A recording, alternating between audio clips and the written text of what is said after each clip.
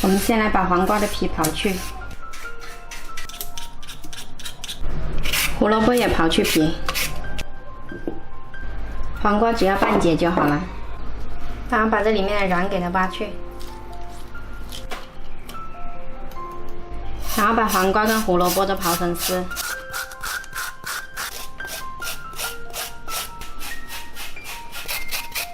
好了，再来加入一块豆腐，打入2个鸡蛋，还有一些香肠粒，然后再切一把葱花，还有2大勺面粉，小半勺盐，把豆腐先捣碎，然后全部搅拌均匀。这里是不需要放水的，黄瓜跟豆腐、鸡蛋都有水分，搅成这样子一个比较软的糊状就可以啦。把锅加热，然后在底部刷上油，地上也要给它刷一下。调好的面糊给它再搅拌一下，然后就可以舀到锅里面来煎了。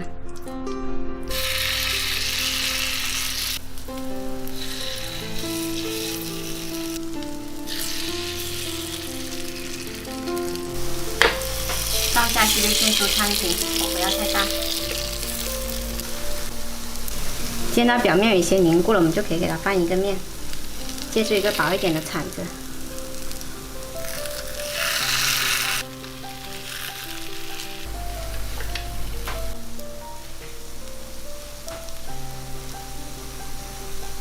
好了，我们的小饼煎好啦，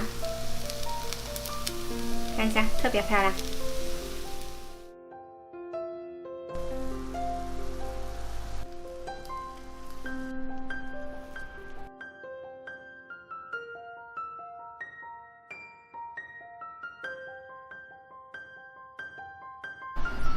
今天我们这款田园早餐饼吃起来外酥里嫩，营养特别丰富，做法也很简单，喜欢的话可以试一下。